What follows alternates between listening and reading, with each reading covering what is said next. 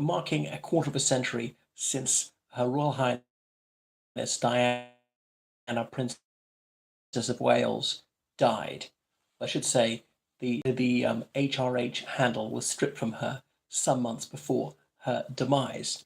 So Diana Spencer, as she was born, she was killed by a car crash under the Pont de l'Alma tunnel in Paris. Now, she didn't die instantly. The French ambulance got there. Her very last words were tellingly, "Leave me alone," which could well be her epitaph, her attitude for the paparazzi that she'd suffered from since the age of 19, when she began her relationship with Prince Charles.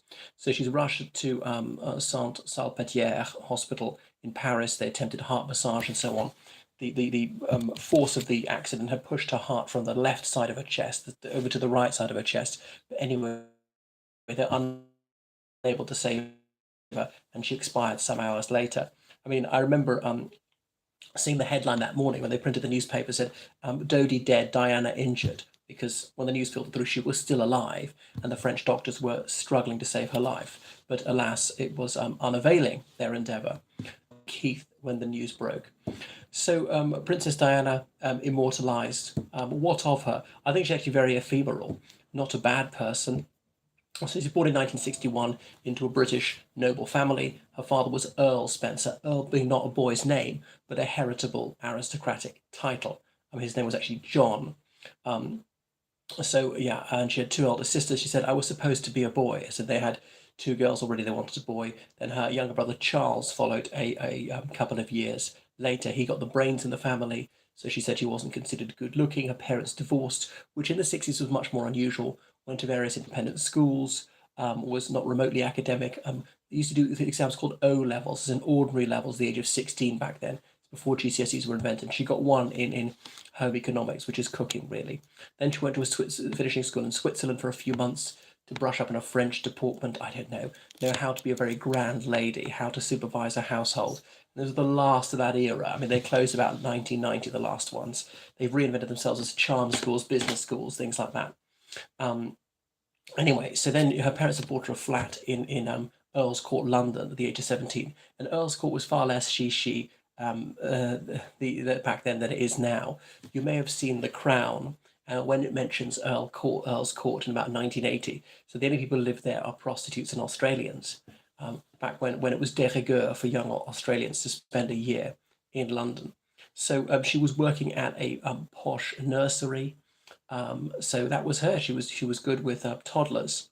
And her Prince Charles, he'd had liaison with her sister some years earlier. Some people thought maybe she was suitable bride for Prince Andrew because they're born only a year apart.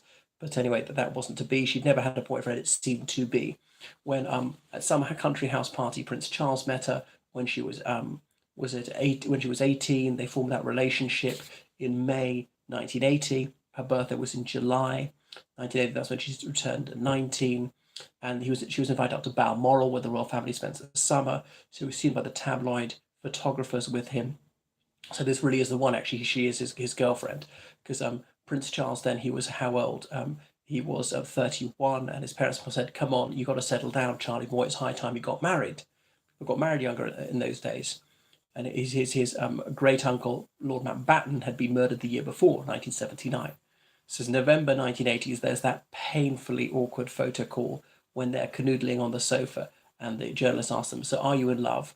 And Shy Di, she was 19 going on 9, going, "Yes, of course." And Prince Charles said, whatever in love means, of course. And he had just had to be too brutally candid and said that he'd asked her father for permission to propose to her. Was that a bit wrong? Was that a bit old hat, even in 1980? I mean, the royal family, they are old-fashioned, they are traditional, that's what it's all about. And they don't lead social change, they follow it. That was the last of the era when a man asked for the father to say, "Can I ask your daughter's hand in marriage?" But anyway, there are other problems. So she was 19, but a very immature 19. He was 32, but a very old fogyish 32. More like 42 at least in his attitude. She was a city person. She liked journalists. Well, she liked actors, singers, fashion designers, trendy people like that. He liked the countryside, hunting, shooting, fishing, fustiness, tweediness, and things like that. So anyway, they were kind of really poles apart, had really nothing in common apart from a fairly, an upper class background. She wasn't royalty, but as nobility, she was close, and she was a descendant from Charles II, the wrong side of the blanket, a collateral a descendant of Winston Churchill, but had a common ancestor. Highgate Cemetery, to George Michael, whilst you're there, and Farzad Bazoft, journalist who got killed by the Iraqi regime. Yeah, I would like to go back to there, but the place where George Michael's interred, a friend of Princess Diana's, is somewhere that's actually not open to the public. Anyway, so going back to Princess Diana, and then they got married in July 1981, the wedding of the century, the fairy tale wedding, and the Archbishop of Canterbury, who married them, even said, "This is the stuff of which fairy tales are made." But it's said that inside he believed the couple were a mismatch, and so it proved. Obviously, within several years, the thing had all broken down. So was a style icon and seen as evicted the feminist movement, embraced it to some extent. I don't think she was very forward thinking. A woman who'd worked for about 1 year in her life, didn't achieve anything academically or anything like that. So drawing media attention to various worthy causes, people who are suffering HIV and AIDS and going actually kissing on the cheek. And people were obviously petrified of thinking you'd die just shaking hands with the person.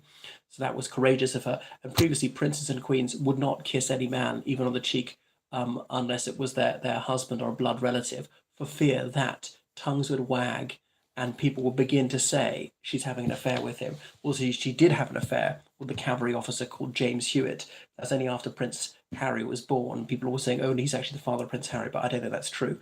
Although I did go to talk by James Hewitt, her sometime paramour, he said he wasn't sure whether Prince Harry was his child or not. But I mean, I think that's bull. I think it's just like feed the media circus to try and make more money out of selling her personal billet doux to him. So that was her quite a flawed person. And within months of getting married, she threw herself down the stairs at Sandringham that Christmas. The Queen is said to have turned white at that. She could have done her unborn child, Prince William, a severe injury, even had a miscarriage. So, so much about her being a loving mother. So I think she was just dim and surrounded herself with groupies who persuaded herself that she was very hard done by. Now, to some extent, she was the Iphigenia of this story because he had to marry a virgin. She was the only one in the realm. And seemed to be, healthy, good-looking, bereft of any opinions, just malleable, a clothes horse, presentable, but actually they can only be what you see, whatever came from a sort of broken home. And some people have divorced parents and come out very well adjusted. She didn't really. She didn't have hinterland, maybe too young, although it wasn't so unusual to marry at the age of 20 back then. So they made all sorts of mistakes. 3 of the Queen's 4 children divorced. And obviously Prince Prince Andrew has had a very hairy, scarum, dodgy private life. Anyway, Princess Diana had a crush on George in the 90s. This George, yeah, right. I was in the same room as her once, bizarrely. And my God, that was actually not that long before she died. Anyway, so that's the end of Princess Diana. I mean, they tried to market her. She's buried in her family's estate, her birth family's estate at Altrop, Northamptonshire. I would like to go there, a place of pilgrimage. And I remember the huge outpouring of grief when she died. People thought it was rocking the royal family. It was just after Blair became Prime Minister, and all those floral tributes had laid in front of Kensington Palace. They should have given money to noble causes, like she was against landmines, but that's actually quite contentious. That is intruding into the political arena. So that's Princess Diana, not the biggest victim in the world, not a bad person. But it's odd to think that she's been dead for, quite a long time, 25 years. She was only alive for 35 years. But she really was the face of the 80s, the most photographed person on earth. Anyway, I do like George Michael's music a lot, but it's not that she achieved anything really, and she got all this adulation which was unmerited. And you see many of her psychological debilities coming out in her younger offspring, Prince Harry, and how inapposite that the 25th anniversary of his mother's death, Prince Harry's woeful wife, Meghan Markle, has chosen to savage the royal family again, as though there's anything left to say. She's got to milk it for a bit more. Ooh, I want nothing to do with the royal family, but I'm not going to stop talking about them. I'll do another video for her. I want privacy for my child Archie, but I'm always going to be in the media. Well, just shut up and let us forget about you, and then nobody will care about Archie. All right. Thank you very much, everybody. So please subscribe to me on Patreon, donate on PayPal. I really need that to keep this channel going. GeorgeCallahan79@gmail.com. Remember, I'll do online lessons in history, politics, English language, English literature, English as a foreign language, French history, ancient history, politics, law, things of that nature. Help people with dissertations, theses, assignments. essays and so forth. And I help people with elocution, accent reduction, preparing for interviews and public speaking. I'm a tour guide in Londinium. Yeah, PayPal, georgecallahan79@gmail.com. How do I donate? Just you do it on PayPal. I don't really know. I don't donate. Okay, thank you so much, Qasim. You can write to me. You can email me via this channel. Bye. Goodbye, everyone.